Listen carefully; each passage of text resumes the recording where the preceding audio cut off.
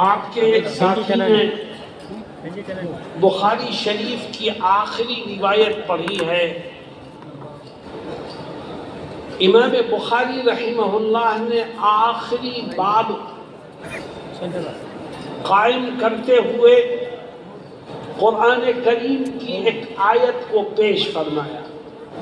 باب قول اللہ وَنَضَعُ الْمَوَازِينَ الْقِسْطَ لِيَوْمِ الْقِيَامَةِ. امام بخاری کی بہت سی خصوصیات ہیں، اس میں سے ایک بڑی اہم خصوصیت یہ ہے کہ وہ جب کسی باب کو قائم کرتے ہیں تو در حقیقت اس کے ذریعے سے وہ پڑھنے والوں کو اور امت کو ایک پیغام دینا چاہتے ہیں. ان کے بہت سے علوم ترجمۃ الباب میں پوشیدہ ہیں، جس کے سلسلے میں اکابر علماء نے بڑی بڑی کتابیں لکھی ہیں اور ترجمۃ الباب کے مقاصد کو اور اس میں چھپے ہوئے رازوں کو بیان کیا ہے. میں آپ کے سامنے اس آخری باب کے سلسلے میں کچھ کہنا چاہتا ہوں. امام بخاری رحمہ اللہ آخری باب کو قائم کرتے ہوئے قرآن کی ایک آیت کو پیش کرتے ہیں. مقصد کیا ہے؟ اس آخری باب کے ذریعے سے وہ امت کو کیا پیغام دینا چاہتے ہیں؟ میرے عزیز طلبہ، امام بخاری رحمہ اللہ نے پوری کتاب لکھ دی اور آخری باب کو قائم کرتے ہوئے ایک آیت کو پیش کیا، اور اس آیت کا تعلق میدان محشر سے ہے. اس آیت کو پیش کر کے وہ پڑھنے والوں اور تمام امت کے دلوں میں آخرت کی فکر کو پیدا کرنا چاہتے ہیں، اور اس آخری باب کے ذریعے سے یہ پیغام دینا چاہتے ہیں کہ دنیا کچھ نہیں ہے، ایک دن ختم ہو جائے گی، اصل تو آخرت ہے. اس لیے ہر ایک کو اپنی آخرت کو سجانے اور اس میں کامیابی حاصل کرنے کے لیے زندگی کے آخری سانس تک کوشش کرتے رہنا چاہیے. میرے عزیز طلبہ، اس باب میں جس آیت کو ذکر کیا گیا ہے وہ آیت بڑی اہم ہے، اور ہم سب کو اس آیت کو ذہن میں رکھنا چاہیے. میں آپ کے سامنے ایک حدیث شریف پیش کرتا ہوں جس سے اس آیت کی اور مزید وضاحت ہو جائے. میرے دوستوں اور ساتھیوں، ایک دن قیامت آنے والی ہے. ایک دن ہم سب کو اپنے رب کے سامنے کھڑے ہو کر اپنے کیے کا حساب دینا. قیامت کا دن بڑا بھیانک دن ہوگا، بڑا سخت دن ہوگا. قرآن کریم میں اللہ رب العزت اس دن کی سختیوں کو ذکر کرتا ہے اور کیا کہتا ہے؟ یا ایھا الناس اتقوا ربکم ان زلزلۃ الساعۃ شیء عظیم. اے ایمان والو، اپنے رب سے ڈرو اور ذہن میں اس بات کو رکھو کہ قیامت کا جھٹکا بڑا شدید جھٹکا ہوگا، خوف و ہراس ہوگا، کوئی کسی کی مدد نہیں کرے گا. کتنا خوف ہوگا! اللہ فرماتا ہے یوم ترونها تذہل کل مرضعة عما ارضعت وتضع کل ذات حمل حملها. کہ قیامت کے دن خوف اور دہشت اور ڈر اتنا ہوگا کہ دودھ پلانے والی عورتیں خوف اور ڈر کے مارے اپنے دودھ پیتے ہوئے بچوں کو بھول جائیں گی. خوف اتنا ہوگا کہ دہشت اور خوف کی وجہ سے حاملہ عورتیں اپنے حمل کو ضائع کر بیٹھیں گی. اور خوف کتنا ہوگا! وَتَرَى النَّاسَ سُكَارَى وَمَا هُمْ بِسُكَارَى وَلَكِنَّ عَذَابَ اللَّهِ شَدِيدٌ. اتنا خوف ہوگا کہ اے نبی آپ دیکھیں گے تو آپ کو لگے گا ایسا کہ لوگوں نے نشے کی کوئی چیز کھا لی ہے، کوئی روئے گا، کوئی تڑپے گا، کوئی چیخے گا، کوئی چلائے گا، کوئی ہنسے گا، کوئی دوڑے گا، آپ کو لگے گا کہ لوگوں نے نشہ کر رکھا ہے۔ لیکن اے نبی کسی نے نشہ نہیں کیا ہوگا، بلکہ اللہ کے عذاب کو دیکھ کر لوگوں کی عقلیں کام کرنا چھوڑ بیٹھیں گے۔ قیامت کے دن یہ جو سورج آج ہم سے کروڑوں میل دور ہے، یہ قیامت کے دن صرف 1 میل کے فاصلے پر آگ اگل رہا ہوگا، نہ کوئی گھر ہوگا، نہ کوئی درخت ہوگا، نہ چھپنے کی کوئی جگہ ہوگی، سورج سے آگ نکل رہی ہوگی۔ میرے دوستو، اگر وہ قیامت کا دن نہ ہو تو لوگ سورج سے نکلنے والی آگ میں جل کر کے پھر مر جائیں، لیکن قیامت کے دن کوئی مرے گا نہیں، آدمی جلے گا، بھنے گا، پریشان ہوگا، مگر مرے گا نہیں، اور کسی کو کسی کی پرواہ نہیں ہوگی، ہر ایک کو صرف اپنی پرواہ ہوگی، ہر ایک کو صرف اپنی فکر ہوگی۔ یوم یفر المرء من اخیہ وامہ وابیہ وصاحبتہ وبنیہ لکل امرئ منہم یومئذ شأن یغنیہ۔ اس دن بھائی بھائی سے بھاگے گا، اولاد ماں سے بھاگے گی، ایک رشتہ دار دوسرے کو چھوڑ دے گا، ہر ایک کو صرف اپنی فکر۔ اور یہ دن کتنا لمبا ہوگا، سورج 1 میل کے فاصلے پر ہوگا، کتنا لمبا دن ہوگا یہ۔ اللہ کہتا ہے یہ 24 گھنٹے میں ختم ہونے والا دن نہیں ہے، کتنا لمبا دن ہوگا۔ تعرج الملائکۃ والروح الیہ فی یوم کان مقدارہ 50,000 سنہ۔ صرف قیامت کا ایک دن اللہ کہتا ہے تمہارے دنوں کے حساب سے 50,000 سال کے برابر کا ہوگا۔ کتنا خوف ہوگا، کتنا ڈر ہوگا، کتنی دہشت ہوگی، کتنا خطرناک ماحول ہوگا۔ اتنا بڑا مجمع ہے، میں تم سے پوچھتا ہوں کہ کبھی قیامت کا خیال دن میں آیا ہے؟ کبھی قیامت کے دن کے خوف سے آنکھوں میں آنسو آیا ہے؟ کبھی آنکھوں سے پانی نکلا ہے کہ قیامت کے دن ہوگا تو کیا ہوگا؟ ہمیں کوئی فکر نہیں، ہمارے دل و دماغ میں اس کا کوئی خوف نہیں، لیکن صحابہ کرام کو ہر وقت قیامت کے دن کا خوف اور اس دن کے احوال ستاتے رہتے تھے۔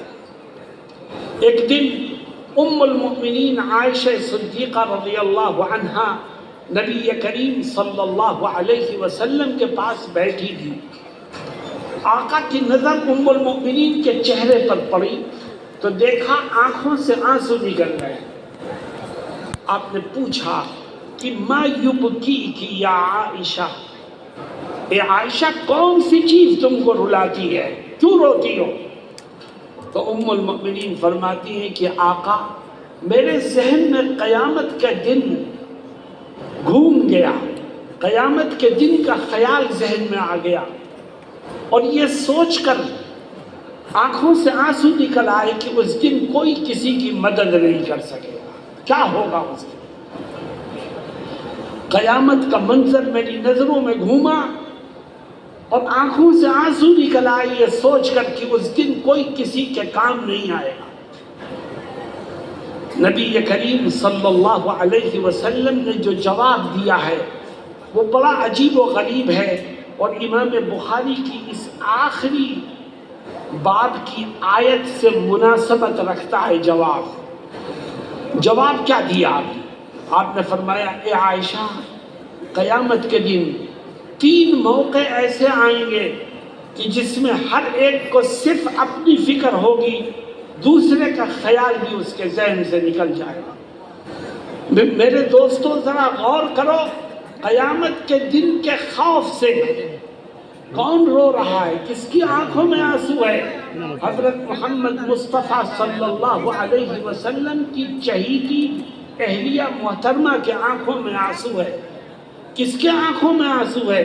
اس مقدس اور پاک باز خاتون کی آنکھوں میں آنسو ہے جس کی پاک بازی کو بیان کرنے کے لیے قرآن کریم میں پورا ایک رکوع نازل ہوا ہے۔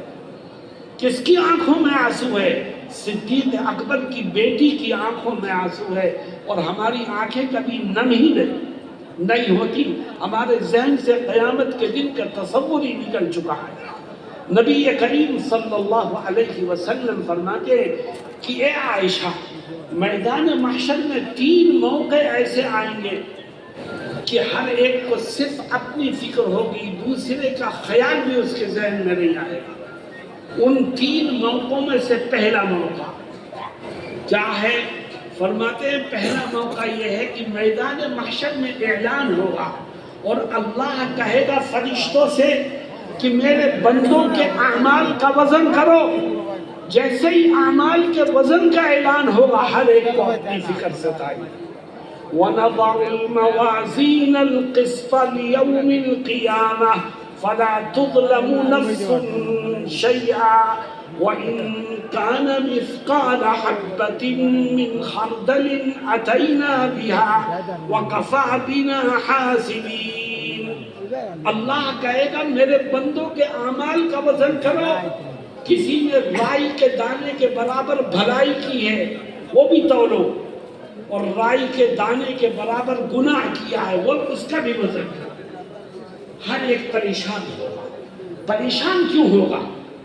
پریشان اس لیے ہوگا کہ ہر ایک کی یہ خواہش ہوگی کہ کاش آج میری نیکیوں کا وزن بڑھ جائے، میرے گناہوں کا وزن گھٹ جائے، کیونکہ قرآن کا اعلان ہے فَأَمَّا مَنْ ثَقُلَتْ مَوَازِينُهُ فَهُوَ فِي عِيشَةٍ رَاضِيَةٍ وَأَمَّا مَنْ خَفَّتْ مَوَازِينُهُ فَأُمُّهُ هَاوِيَةٌ۔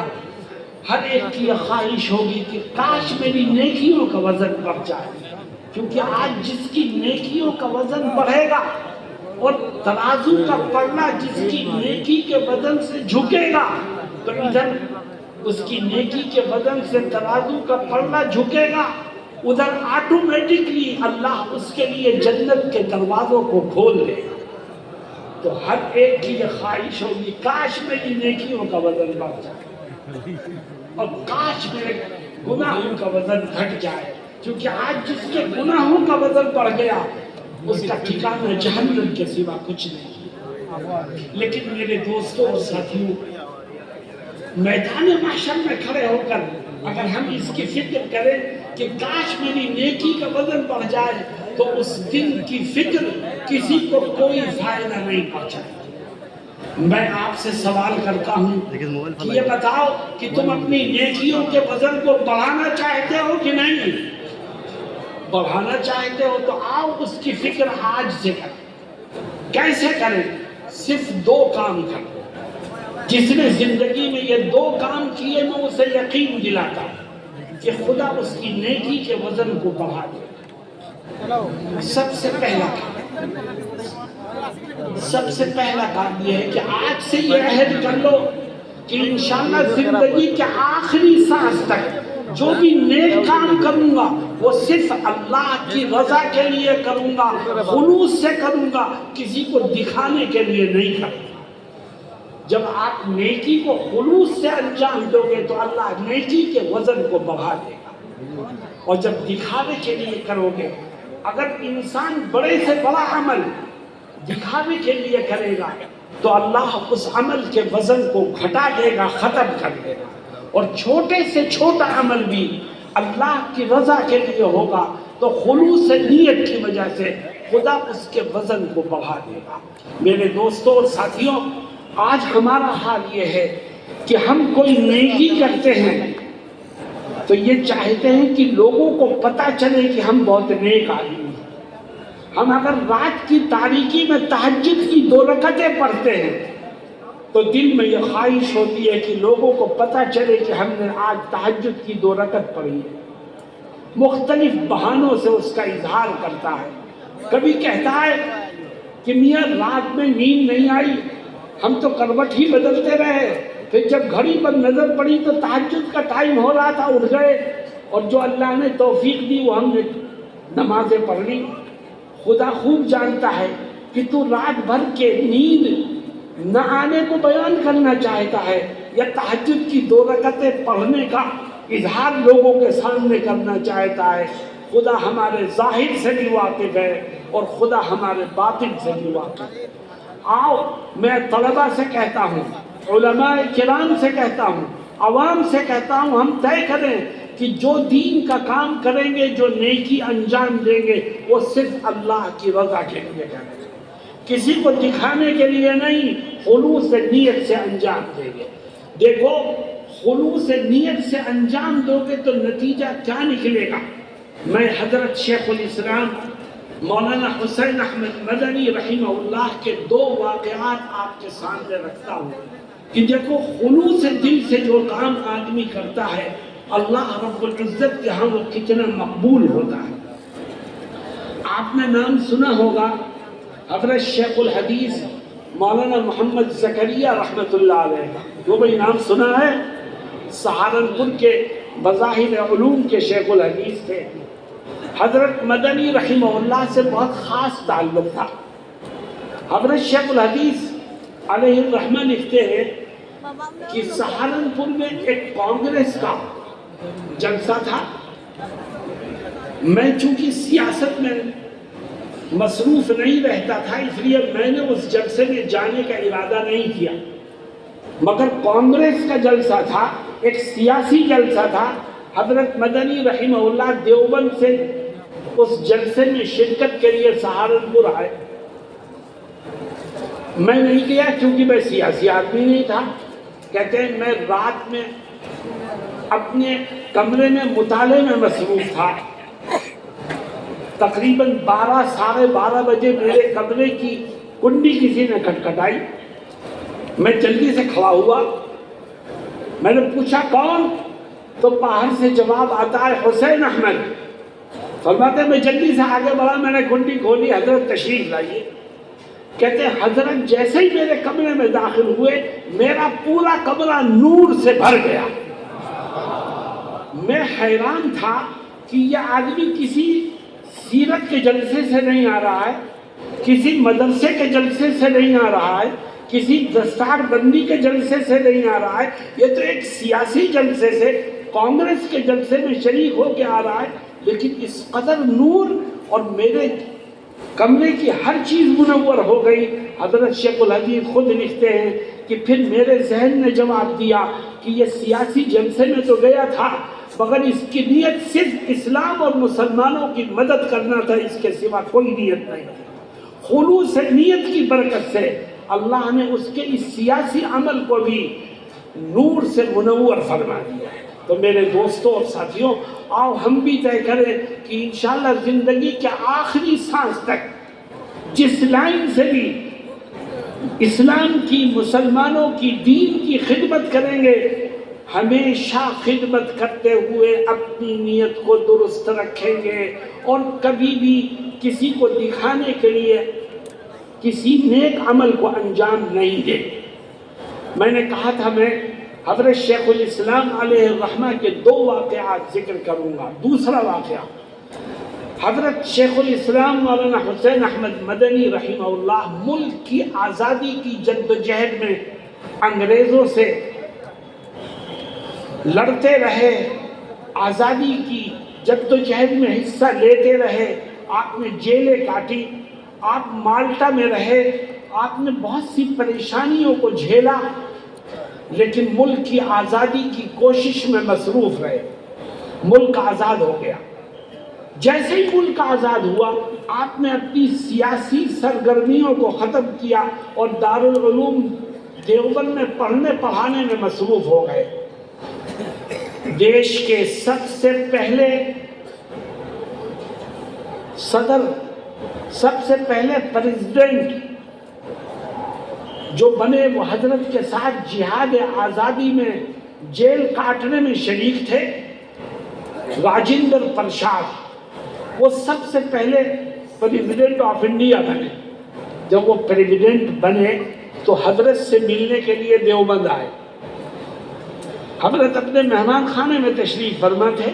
وہ حضرت سے ملنے آئے اور کہنے لگے گورنمنٹ آف انڈیا نے یہ طے کیا ہے کہ آپ نے ملک کی آزادی کے لیے بڑی قربانیاں دی ہیں، بڑی جدوجہد کی ہے، بڑی خدمات پیش کی ہیں. گورنمنٹ آف انڈیا آپ کو پدم شری کا خطاب دینا چاہتی ہے، ملک کا سب سے اعلیٰ خطاب آپ کو عطا کرنا چاہتی ہے. حضرت نے ان کی بات سنی اور جواب کیا دیا؟ جواب یہ دیا کہ میں نے جو کچھ کیا تھا وہ اپنے رب کی رضا کے لیے کیا تھا، مجھے بدلہ بھی اسی سے چاہیے، مجھے تم سے کوئی بدلہ نہیں چاہیے. میرے دوستوں اور ساتھیوں، قوم کے لیے، ملک کے لیے، اسلام کے لیے اور مسلمانوں کے لیے خدمات انجام دی اور کسی سے بدلہ لینے کو کسی قیمت پر تیار نہیں ہوئے. ان کی زبان پر تو وہی ایک جملہ تھا جو انبیاء کرام کی زبانوں پر رہا تھا، ما اسألکم علیہ من اجر ان اجری الا علی رب العالمین. میں تم سے کوئی بدلہ لینا نہیں چاہتا، مجھے تو میرے عمل کا بدلہ میرا رب عطا کرے گا. میرے دوستو، یہ خلوص نیت جب ہم میں اور آپ میں پیدا ہو جائے گا تو اللہ ہمارے عمل کے وزن کو بڑھا دے گا. تو بھائی اس پر عمل کریں گے انشاءاللہ. اور اگر عمل کے وزن کو بڑھانا چاہتے ہو تو ایک دوسرا کام بھی کرو، اور وہ دوسرا کام یہ ہے کہ آج سے طے کر لو کہ انشاءاللہ زندگی کے آخری سانس تک جب کسی کا کوئی حق میری طرف نکلے گا تو ایک ایک پائی کا حساب کر کے اس کے حق کو ادا کر دوں گا. بھائی کا حق ہو، بہن کا حق ہو، کاروبار میں شریک پارٹنر کا حق ہو، پڑوسی جس کا حق نکلے اس کو ادا کرو تو اللہ تمہاری نیکی کے وزن کو بڑھا دے گا. اور اگر کسی کا حق اپنی گردن پر لے کر دنیا سے جاؤ گے تو کیا ہوگا؟ یاد رکھو، جو گردن پر دوسروں کا حق لے کے جائے گا تو اللہ رب العزت اس کی نیکیوں کو حقداروں کے درمیان تقسیم کر دے گا اور اس کو کچھ نہیں ملے گا، وہ اپنی نیکی سے فائدہ نہیں اٹھا سکے گا. آؤ ہم طے کریں کہ جب کسی کا حق ہماری طرف نکلے گا تو ایک ایک پائی کا حساب کر کے اس کے حق کو ادا کر دیں گے. کریں گے انشاءاللہ. اور ٹالو مت اسے کہ کل کر دیں گے کہ پرسوں کر دیں گے. ہم میں سے کسی کو پتا نہیں کہ ہم عافیت اور خیر سے اپنے گھر کو پہنچ سکیں گے یا نہیں پہنچ سکیں گے، کل صبح کا سورج دیکھ سکیں گے یا نہیں دیکھ سکیں گے. امام بخاری رحمہ اللہ ہمیں اسی کی طرف متوجہ کرتے ہیں اور کہتے ہیں دیکھو اللہ کہتا ہے میں تمہارے ہر عمل کا وزن کروں گا، اس لیے اپنی نیکیوں کو کے وزن کو بڑھانے کی فکر آج ہی سے کرو. اور جو نیکی کے وزن کو بڑھانا چاہتا ہے اس کو زندگی میں یہ دو کام کرنے ہیں. سب سے پہلا کام یہ کہ جو بھی عمل کرو خلوص کے ساتھ، صحیح نیت کے ساتھ اس کو انجام دو. اور دوسرا کام یہ کہ جب کسی کا حق نکلے تو ایک ایک پائی کا حساب کر کے اس کے حق کو ادا کر دو. میرے دوستوں اور ساتھیوں، دوسرا اعلان، میدان محشر میں ایک دوسرا موقع بھی آئے گا جب ہر ایک کو صرف اپنی فکر ہوگی، دوسرے کی فکر اس کے ذہن سے نکل جائے گی. وہ دوسرا موقع کیا ہے؟ نبی کریم علیہ السلام ام المؤمنین عائشہ صدیقہ رضی اللہ عنہا سے فرماتے ہیں کہ اے عائشہ، میدان محشر میں یہ اعلان ہوگا، اللہ حکم دے گا، فرشتوں سے کہے گا کہ میرے بندوں کے نام اعمال کو تقسیم کر دو. جیسے ہی نام اعمال کی تقسیم کا اعلان ہوگا تو ہر ایک کو اپنی فکر ہوگی اور دوسرے کا خیال اس کے ذہن سے نکل جائے گا. فکر کیا ہوگی؟ ہر ایک کو یہ فکر ہوگی کہ کاش آج نام اعمال مجھے سیدھے ہاتھ میں مل جائے، کیونکہ جس کا نام اعمال سیدھے ہاتھ میں ملے گا نجات کے راستے اس کے لیے کھلتے چلے جائیں گے، اور جس کا نام اعمال الٹے ہاتھ میں ملے گا ناکامی اور بربادی کے سوا اس کو کچھ حاصل نہیں ہوگا. اللہ رب العزت قرآن کریم میں فرماتا ہے فَأَمَّا مَنْ أُوتِيَ كِتَابَهُ بِيَمِينِهِ فَيَقُولُ هَاؤُمُ اقْرَءُوا كِتَابِيَهْ، کہ جس کا نامہ اعمال سیدھے ہاتھ میں ملے گا وہ اسے دیکھے گا، سمجھ جائے گا وہ تو فرسٹ ڈویژن سے بھی پاس ہے اور فرسٹ پوزیشن سے بھی پاس ہے۔ اور جو پاس ہوتا ہے وہ اپنا رزلٹ چھپا کے نہیں رکھتا، ہر ایک کو دکھاتا ہے۔ چنانچہ جس کا نامہ اعمال سیدھے ہاتھ میں ملے گا وہ میدان محشر میں بھاگتا پھرے گا، ہر ایک کے پاس جائے گا اور کہے گا ہاؤم اقرءوا کتابیہ، لو دیکھو میرا نامہ اعمال پڑھو، میرے رب نے میرے گناہوں کو معاف کر کے میری مغفرت کا فیصلہ کر دیا۔ ہر ایک کی یہ خواہش ہوگی کہ کاش آج نامہ اعمال مجھے سیدھے ہاتھ میں مل جائے، لیکن میرے دوستو اس دن کی فکر اور اس دن کا رونا تڑپنا کسی کو کوئی فائدہ نہیں پہنچائے۔ اگر نامہ اعمال سیدھے ہاتھ میں حاصل کرنا چاہتے ہو تو زندگی میں صرف ایک کام کرو۔ کیوں بھائی کرو گے؟ صرف ایک کام کرو، جو اس ایک کام کو کرے گا میں اسے یقین دلاتا ہوں کہ اللہ نامہ اعمال اس کو سیدھے ہاتھ میں عطا فرمائے۔ وہ کام کیا ہے؟ قرآن میں اللہ خود اس کو ذکر کرتا ہے۔ جس کا نامہ اعمال سیدھے ہاتھ میں ملے گا وہ بہت خوش ہوگا اور وجہ بتائے گا۔ اس کی وجہ کیا ہے؟ اگر نامہ اعمال سیدھے ہاتھ میں لینا چاہتے ہو تو صرف ایک کام کرو، اور وہ کام یہ ہے کہ آج سے زندگی کے آخری سانس تک اس بات کے لیے تیار ہو جاؤ کہ میں اپنے دل میں اس یقین کو بٹھاؤں گا کہ آج جو کچھ میں کروں گا کل مجھے اس کا حساب دینا ہی پڑے گا۔ جو حساب کا یقین دل میں بٹھا لے گا اللہ اس کا نامہ اعمال اس کو سیدھے ہاتھ میں عطا فرمائے گا۔ میرے جوانوں، جب آنکھوں سے کچھ دیکھو تو یہ سوچ کے دیکھنا کل اس کا حساب دینا پڑے گا۔ جب کان سے کچھ سنو تو یہ سوچ کے سنو کل اس کا حساب دینا پڑے گا۔ جب زبان سے کچھ بولو تو اس یقین کے ساتھ بولو کل اس کا حساب دینا پڑے گا۔ جب حلق سے کوئی لقمہ پیٹ میں اتارو تو اس یقین کے ساتھ اتارنا کہ کل اس کا حساب دینا پڑے گا۔ اگر انسان کے دل میں حساب کا یقین بیٹھ جائے تو بتاؤ وہ کبھی حرام کام کرنے کی جرات کر سکتا ہے؟ وہ کبھی اپنی آنکھوں کا مس یوز کر سکتا ہے؟ کانوں کا مس یوز کر سکتا ہے؟ زبان کا غلط استعمال کر سکتا ہے؟ حرام کھا سکتا ہے، کما سکتا ہے؟ نہیں، کیونکہ اس کو یقین ہے کہ آج میں جو کچھ کروں گا کل اس کا حساب دینا پڑے گا۔ اللہ رب العزت جس کو حساب کا یقین نصیب فرما دیتا ہے اس کے لیے گناہوں سے بچنا آسان ہو جاتا ہے۔ جس کو حساب کا یقین دلوں میں بیٹھ جائے اس کے لیے نیک راہوں پر چلنا آسان ہو جاتا ہے میرے دوستوں۔ اور جس کے دل سے حساب کا یقین نکل جائے اس میں اور جانور میں بھی کوئی فرق نہیں رہتا۔ دیکھو قرآن کی آیت کیا کہتی ہے؟ جس کو سیدھے ہاتھ میں نامہ اعمال ملے گا وہ میدان محشر میں ایک تقریر کرے گا۔ اللہ اس کی تقریر کا ایک جملہ نقل فرماتا ہے۔ کیا ہے وہ تقریر کا جملہ؟ اللہ فرماتا ہے وَأَمَّا مَنْ أُوتِيَ كِتَابَهُ بِيَمِينِهِ فَيَقُولُ هَاؤُمُ اقْرَءُوا كِتَابِيَهْ إِنِّي ظَنَنْتُ أَنِّي مُلَاقٍ حِسَابِيَهْ۔ جس کا نامہ اعمال سیدھے ہاتھ میں ملے گا وہ ہر ایک کے پاس جائے گا، اپنا نامہ اعمال دکھائے گا، کہے گا پڑھو دیکھو اللہ نے مجھے پاس کر دیا ہے۔ اور پھر لوگوں سے ایک جملہ کہے گا تمہیں پتا ہے کہ آج نامہ اعمال مجھے سیدھے ہاتھ میں کیوں ملا ہے؟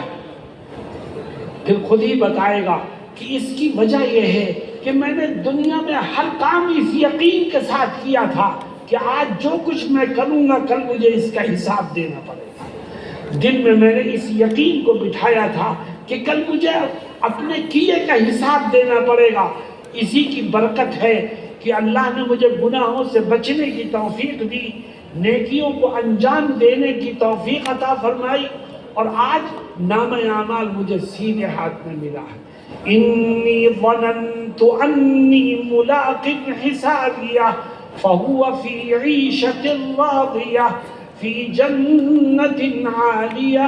میرے دوستوں اور ساتھیوں، ہم جب یہاں بہت سے لوگ ہیں جن کے چہروں پر داڑھیاں نہیں ہیں، جب صبح کو آئینے کے سامنے کھڑے ہو کر نبی کی سنت کو کھرچ کر نالیوں میں بہانے کا ارادہ کرنا، تو یہ سوچ لینا کہ آج جو کر رہے ہو کل اس کا حساب دینا پڑے گا۔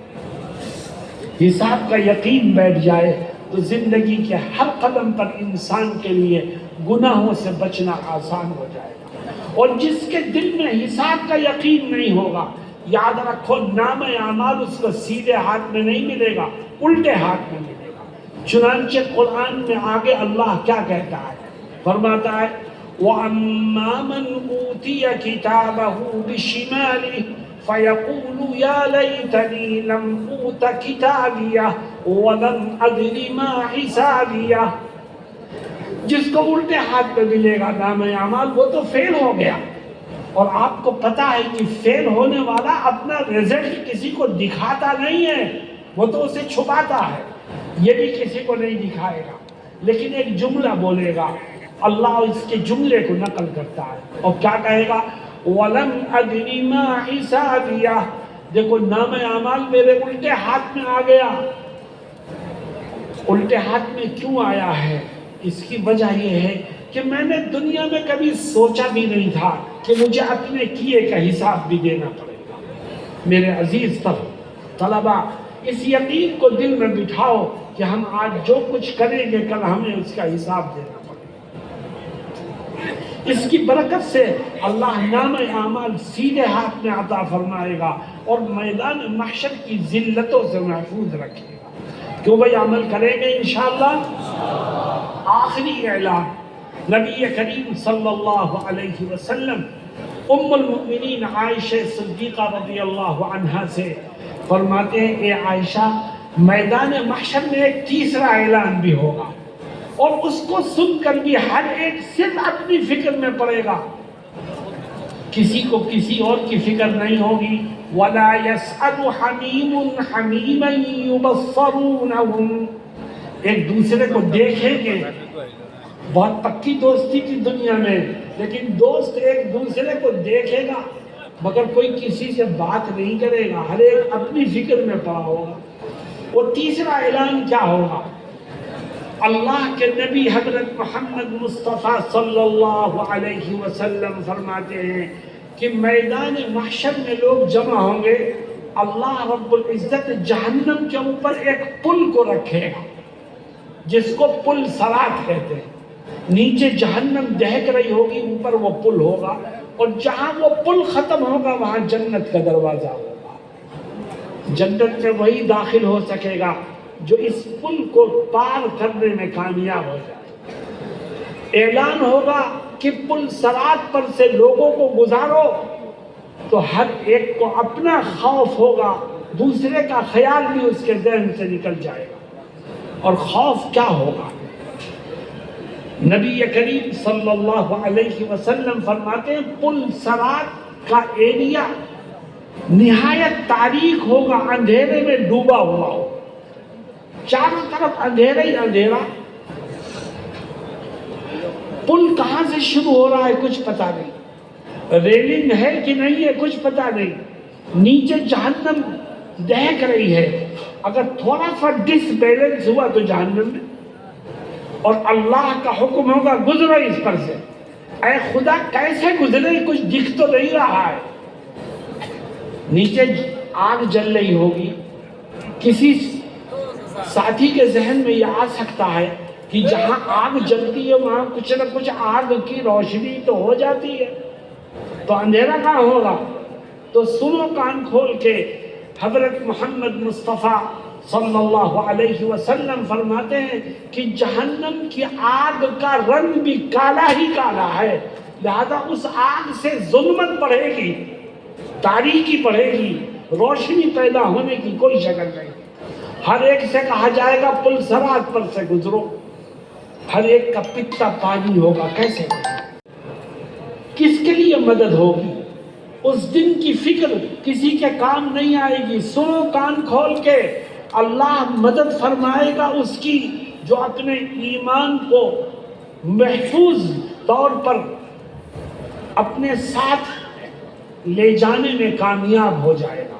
جس نے دنیا میں ایمان کی حفاظت کی ہوگی، اللہ پل صراط پر سے گزرنے میں اس کی مدد فرمائے گا. اور جو دنیا میں اپنے ایمان کی حفاظت کرنے میں ناکام ہوگا، وہ پل صراط سے گزرنے میں بھی کامیاب نہیں ہو سکے گا.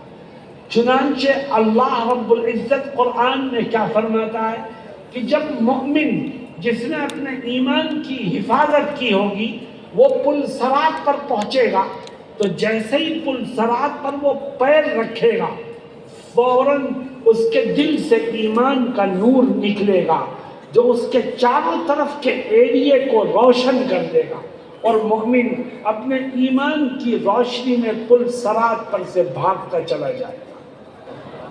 اللہ رب العزت کیا کہتا ہے؟ یوم تری المؤمنین والمؤمنات یسعی نورهم بین ایدیہم.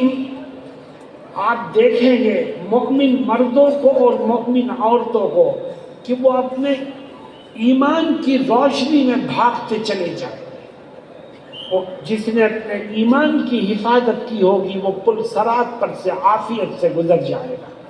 اور جس نے دنیا میں اپنے ایمان کی حفاظت نہیں کی ہے وہ پل صراط سے گزرنے میں کامیاب نہیں ہوگا. یاد رکھو مسلمانوں، ایمان کی حفاظت کرنا چاہتے ہو اگر تو 4 گناہوں سے اپنے آپ کو بچاؤ، خدا تمہارے ایمان کو محفوظ کر دے گا. اور آج یہ 4 گناہ امت میں عام ہو رہے. جس نے ان 4 گناہوں سے اپنے آپ کو بچایا وہ ایمان کو محفوظ رکھنے میں کامیاب ہوگا، اور جس نے 4 گناہوں سے اپنے آپ کو نہیں بچایا وہ منافق ہے، اور جو منافق ہے وہ پل صراط سے گزرنے میں کامیاب نہیں ہوگا. وہ 4 گناہ کون سے ہیں؟ حضرت محمد مصطفیٰ صلی اللہ علیہ وسلم فرماتے ہیں 4 من کن فیہ کان منافقا خالصا. 4 گناہ ایسے ہیں کہ جس شخص کے اندر ہوں گے وہ پکا منافق ہوگا، اور جو منافق ہوگا وہ پل صراط پر سے گزرنے میں کامیاب نہیں ہوگا. میرے دوستوں، وہ 4 گناہ کون سے ہیں؟ ایک ایک کر کے میں گناتا ہوں. نمبر 1 فرماتے اذا حدث کذب. پکا منافق ہے وہ شخص جو جب بھی بولے تو جھوٹ بولے. بتاؤ آج مسلمان جھوٹ بولتا ہے کہ نہیں بولتا؟